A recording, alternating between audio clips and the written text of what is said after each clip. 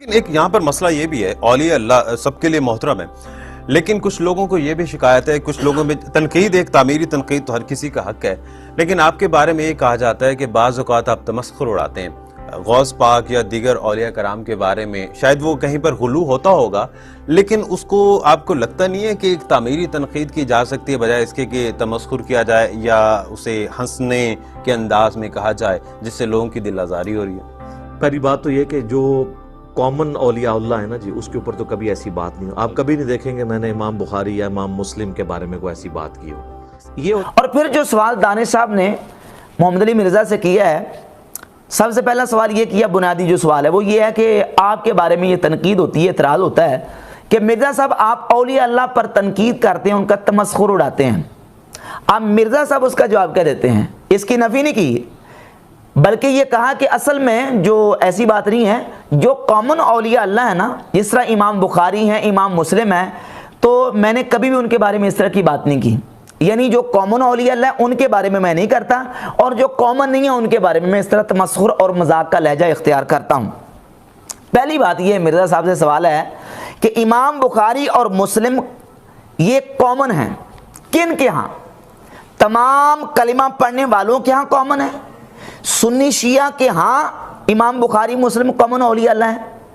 اگر آپ کہیں کہ سنی شیعہ کے ہاں تمام مکاتب فکر کے ہاں کامن ہے تو یہ بالکل بات جھوٹ ہے، کیونکہ شیعہ تو امام بخاری مسلم کو نہیں مانتے. روافض تو امام بخاری مسلم کو ولی اللہ کیا ماننا، وہ تو سرے سے ان کو مانتے نہیں ہیں.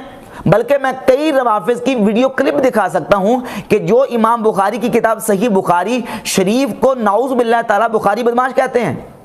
انہوں نے باقاعدہ صحیح بخاری کے خلاف کتابیں لکھی ہیں، اور کئی ایسے لوگ ہیں جنہوں نے امام بخاری رحمۃ اللہ کے اوپر نعوذ باللہ ان کے خلاف گستاخی رسول کے جو نا وہ کلیم کیے ہوئے ہیں. آپ ملتان کے مولوی سعید چتروڑی کی کتاب اٹھا کر دیکھ لیں، قرآن مقدس اور بخاری محدث، اس نے امام بخاری کے خلاف کتاب لکھی اور نعوذ باللہ تعالیٰ امام بخاری رحمۃ اللہ علیہ کو گستاخ رسول ثابت کیا ہے، اس نے ثابت کرنے کی ناپاک کوشش کی ہے، الیاذ باللہ تعالیٰ. تو کامن کیسے؟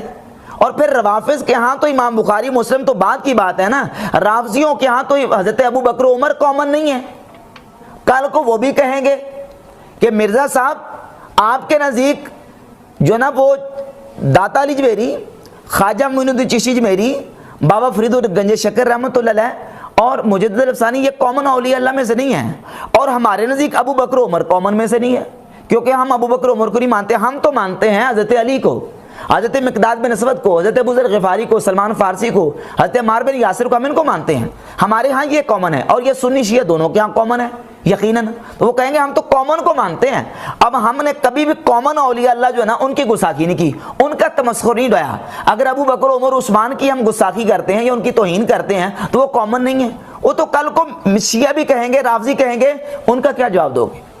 اور جہاں تک بات ہے سیدنا داتا صاحب رحمۃ اللہ کی، سیدنا خواجہ معین الدین چشتی جمیری رحمۃ اللہ کے کامن اولیاء اللہ ہونے کی، تو یقیناً اہل سنت و جماعت کہلانے والے جتنے بھی مکاتب فکر ہیں جو کم از کم اہل سنت ہونے کے دعوے دار ہیں، جس طرح بابی ہیں، دیوبندی ہیں، اہل سنت و جماعت بریلوی ہیں، یہ تمام کے تمام کے ہاں باقاعدہ ان کے حوالے موجود ہیں. یہ تاریخ اہل حدیث اٹھا کر دیکھ لیں، یہ ابراہیم میر سیالکوٹی کی تفسیر سورہ کاف اٹھا کر دیکھ لیں، یہ فتاوی اہل حدیث اٹھا کر دیکھ لیں. اور دیوبندیوں کے تو 20 حوالے پیش کیے جا سکتے ہیں کہ سیدنا داتا علی جویری رحمۃ اللہ علیہ، حضرت خواجہ معین الدین چشتی اجمیری رحمۃ اللہ علیہ، بابا فرید الدین گنج شکر رحمۃ اللہ علیہ، حضرت مجدد الافسانی شیخ احمد سرندی رحمۃ اللہ علیہ، اور حضرت غوث پاک شیخ عبد القادر جیلانی رحمۃ اللہ علیہ. یہ وہ اولیاء اللہ ہیں کہ جو ان تمام مکاتب فکر کے ہاں کامن اولیاء اللہ ہیں.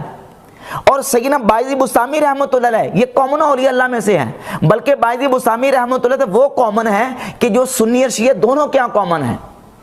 یعنی بایزی بستامی کو سنی بھی مان رہے ہیں، شیعہ بھی مان رہے ہیں. امام بخاری مسلم کو تو صرف سنی مانتے ہیں، شیعہ نہیں مانتے، اور بایزی بستامی کو سنی بھی مانتے ہیں، شیعہ بھی مانتے ہیں. وہ اس قدر اس بڑے درجے کے کامن اولیاء اللہ میں سے ہیں. ان کے بارے میں تم کہتے ہو کہ وہ نعوذ باللہ تعالیٰ وہ جیڑا اٹھتا ہے نبی روح پونکتا ہے، یہ لفظ تم نے بولے ہوئے ہیں نعوذ باللہ تعالیٰ.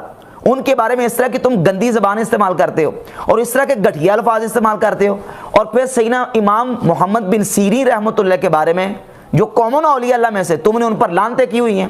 حضرت امام ابراہیم نخعی رحمۃ اللہ علیہ ان کو تم نے ناسبی کہا ہوا ہے. مدینہ کے اندر 100 تابعین تھے، تم نے کہا کہ وہ بڑے نیک صالحین تھے لیکن وہ چڈو تھے. تم نے 100 تابعین کو چڈو کہا ہوا ہے.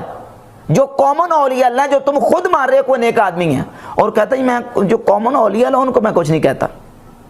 حالانکہ سیدنا داتا صاحب، خواجہ صاحب، بابا فرید الدین گنجی شکر رحمۃ اللہ، غوث پاک سرکار، سیدنا بائزی بسامی رحمۃ اللہ، یہ امت کے کامن اولیاء اللہ میں سے ہیں.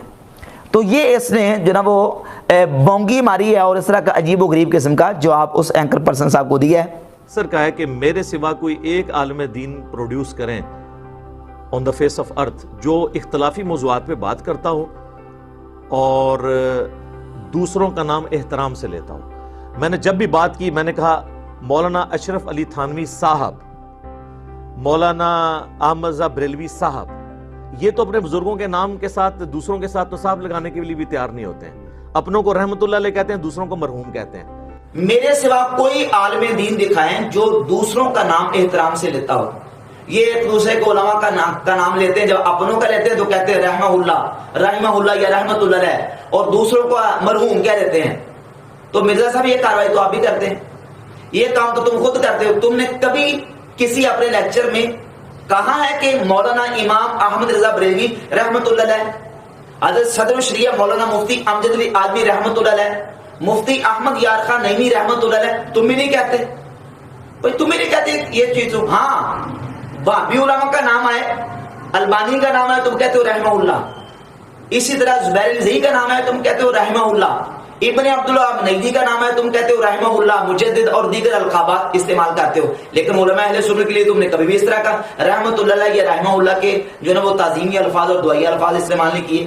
یہ امپائرز پچھلے صدیوں سے کھڑی تھیں، کروڑوں ان کے فالوور تھے. ایک بندہ اکیلا آواز یوٹیوب کے ذریعے بلند کرتا ہے اور ان سب کے علماء کے ملا کی ویورشپ اتنی نہیں اس اکیلے بندے کی ہے.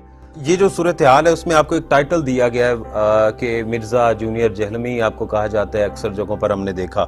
یہ کیا ہے، یا آپ کو مین کس چیز سے فرق ہے جو آپ پر ایک خاص لیبل لگایا جاتا ہے کہ خاص فرقے یا خاص گروپ سے آپ کا تعلق ہے یا اس کو پروموٹ کر رہے ہیں؟ دیکھیں جی، پاکستان کے اندر سب سے جو مشہور ترین اور ایفیکٹو ترین ادبی گالی ہے وہ کسی کو قادیانی کہنا ہے. یہاں پہ ہمارے آرمی چیف کو قادیانی کہا گیا، اس سے بڑھ کے ہمارے سٹنگ پرائم منسٹر کو قادیانی کہا گیا، اور وہ لوگ کہہ رہے ہیں قادیانی ان کو کہ وہ ختم نبوت پہ جب وہ لوگ بات کرتے تھے تو یہی پرائم منسٹر جب پرائم منسٹر نہیں تھے تو ان کے سٹیٹ سے آ کے خطاب کرتے تھے، تو ان کو وہ خطاب بھی بھول گئے. تو یہ ایک ادبی گالی ہے. احمد رضا بریلوی صاحب نے دیوبند کے بھی تانے بانے جو ہیں وہ قادیانیوں سے ملائے ہیں اسام الارمین میں. خاص طور پہ کبھی کبھار آپ کی ویڈیوز ایسی بھی آتی ہیں جس میں آپ کا مناظرہ ٹائپ کی ویڈیو ہوتی ہے، ساتھ کسی دوسرے تھمبنیل پہ مفتی صاحب کی یا علماء کرام کی لگی ہوتی ہے. کبھی تاریخ والا بات لیے کروں، مناظرہ عربی میں کہتے ہیں آمنے سامنے بیٹھ کے بات کرنے کو چیز ہوتی ہے. مناظروں کے تو میں خلاف ہوں جی. اسی سلسلے میں کہتا جی کہ ان سب کو ملا کر بھی آپ جمع کر لیں تو ان کی ویورشپ اتنی نہیں جتنی میری ویورشپ ہے. اب یہ مرزا صاحب اپنی حقانیت اور اپنی صداقت اور سچائی کی دلیل پیش کر رہے ہیں کہ میرے یوٹیوب کی اتنی ویورشپ ہے کہ یہ جتنے مکاتب فکر ان سب مکاتب فکر کے علماء کے جو نا ویوز اگر اٹھا کر دیکھ لیں آپ تو میرے برابر نہیں. حالانکہ یہ بھی جھوٹ ہے. 20 ایسے دیگر مکاتب فکر کے علماء ہیں جن کے یوٹیوب چینل کے سبسکرائبر اور ویوز مرزا سے زیادہ ہیں، جن کے ساتھ اس کی بات چل رہی ہے. مفتی طارق مسعود کو لگا لیں، طارق جمیل کو لگا لیں، دیگر مکاتب فکر کے علماء کو لگا لیں، ان کے بھی باقاعدہ سے اس کے سبسکرائبر بھی زیادہ ہیں، ویوز بھی زیادہ ہیں. اور پھر کیا کسی کا کہ ویوز ہونا اور سبسکرائبر زیادہ ہونا یہ اس کی حقانیت اور سچائی کی دلیل ہے؟ اور تم نے یہ جس طریقے سے جس انداز سے ویوز حاصل کیے ہیں، جس انداز سے تم نے کاروائی کر کے اہل سنت و جماعت کے اور دیگر مکاتب فکر کے علماء کی تصویریں ساتھ اٹیچ کر کے ان کو ٹارگٹ کر کے اور اس طرح کے جو نا وہ اختلافی موضوعات کو چھیڑ کے ویوز حاصل کیے، وہ سب جانتے ہیں. لوگ سب کو پتا ہے کہ تم نے ویوز کس طرح حاصل کیے ہیں، کس طریقے سے تم نے جو نا وہ دجل کا انداز اختیار کر کے ویوز جو نا وہ حاصل کیے ہیں. اچھا پھر یہ کہتا ہے کہ اس نے دانش صاحب نے سوال کیا کہ اصل میں آپ کے ویوز اس لیے زیادہ ہوتے ہیں کہ آپ کے موضوع جو ہے نا وہ سپائسی اور بڑے کنٹروورشل قسم کے ہوتے ہیں. نہیں، کچھ لوگ یہ بھی کہتے ہیں کہ ذرا سپائسی ٹاپکس ہوتے ہیں، ذرا کنٹروورشل ہوتے ہیں، لوگ اس لیے بھی پسند کرتے ہیں. نہیں، صرف یہ ٹاپک نہیں ہوتے. سب سے جس کا یہ دعویٰ ہے نا کہ میں صرف کنٹروورشل باتوں پہ ہی ایمفسائز کرتا ہوں تو یہ اپنا علاج کروا لے. دنیا میں درود شریف کے اوپر 50 سوالات کے اوپر 4 گھنٹے کی مجلس صرف میری ہے. صبح شام کے اذکار جو ہیں 25 کے قریب، اس پہ صرف میری مجلس ہے. تو اس لیے آپ کے ویوز زیادہ ہوتے ہیں. کہتے نہیں میرے جو نا وہ کئی ایسے موضوعات ہیں, مثلا درود شریف پر میرا 4 گھنٹے کا بیان ہے, اور اس طرح کے میرے صبح شام کے اذکار ہیں وہ میرا جو نا بیان ہو بھی ہے. اس طرح کے عنوانات گنوائے ہیں. اب انہی بیانات کو جس کا اس نے حوالہ دیا اس کو آپ دیکھ لیں. مثلا درود شریف والا اس کا بیان ہے نا, وہ 1 سال پہلے اس کے آفیشیل یوٹیوب چینل پر اپلوڈ ہوا ہے. اس کے 1 سال گزرنے کے بعد بھی ابھی صرف 82,000 ویوز ہیں. اس کا ایک صبح شام کے اذکار والا جو بیان ہے وہ 5 سال پہلے اپلوڈ ہوا ہے, اس کے صرف 38,000 ویو ہیں. اور آپ اندازہ کر لیں اس کی, آپ سرچ کر کے دیکھ لیں اس کے جو بیانات ہیں, لیکچر ہیں, جن بیانات اور لیکچرز کے ساتھ کسی نہ کسی مکتب فکر کے عالم کی, کسی جو نا وہ فیمس قسم کی شخصیت کی ساتھ تصویر ہوتی ہے, اس کے ویوز زیادہ ہوتے ہیں, جس پہ نہیں ہوتی اس کے ویوز کم ہوتے ہیں.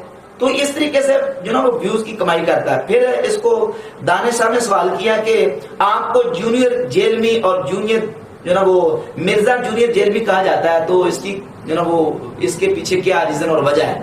تو پھر اس میں اپنی صفائی پیش کرنی شروع کر دی کہ دیکھیں یہ ایک بڑی مذہبی گالی ہے, ادبی گالی ہے جو ہمارے ہاں دی جاتی ہے.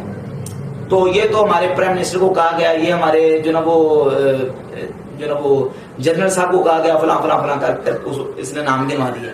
حالانکہ مرزا کو جو مرزا جونیئر جیلمی کہا جاتا ہے اس کی وجہ یہ ہے کہ اس کا پورا طریقہ کار وہی ہے جو مرزا غلام قادیانی کا تھا.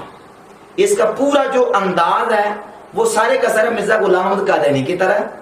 اور پھر جو اس نے قادیانیوں کے بارے میں نرم رویہ اور نرم گوشہ اختیار کیا ہے, جتنے مکاتب فکر ہیں تمام مکاتب فکر کے علماء کی تقریریں بیانات اٹھا کر دیکھ لیں, کسی نے بھی وہ سٹیٹمنٹ قادیانیوں کے بارے میں نہیں دی جو مرزا جیلمی نے دی ہے.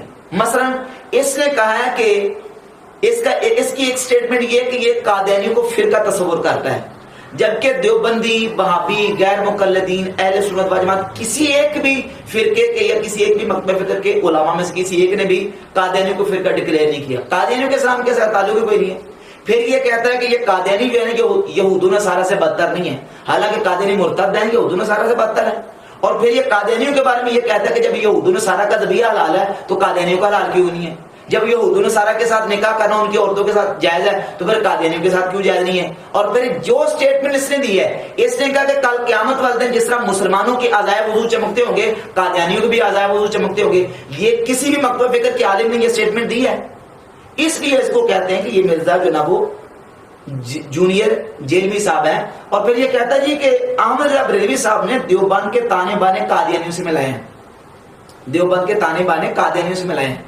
تو وہ تو تم نے ملائے ہیں, تم نے صرف دیوبند کے نہیں بلکہ دیوبند کے, اہل سنت بریلوی کے, وہابی غیر مقلدین کے, شیعوں کے, سب کے تانے بانے قادیانیوں کے ساتھ ملائے ہیں. وہ کس طرح؟ وہ اس طرح کہ اس نے جو بیان دیا نا قادیانیوں کے والے سے, اس نے باقاعدہ یہ کہا ہے کہ جو لوگ کشف کو, الہام کو اور امامت کی بگڑی ہوئی شکل کو مانتے ہیں یہ سارے کے سارے ختم نبوت کے ڈاکو ہیں. اور کشف الہام اولیاء اللہ کا ابن تیمیہ بھی مانتا ہے, ناصر الدین البانی بھی مانتا ہے, غیر مقلدین وہابیوں کے بڑے بڑے چوٹی کے علماء مانتے ہیں, محدثین مانتے ہیں, ائمہ فقہا مانتے ہیں, دیوبندی مانتے ہیں, شیعہ مانتے ہیں, بریلوی اہل سنت مانتے ہیں. یہ سارے کے سارے کشف اور الہام کو مانتے ہیں.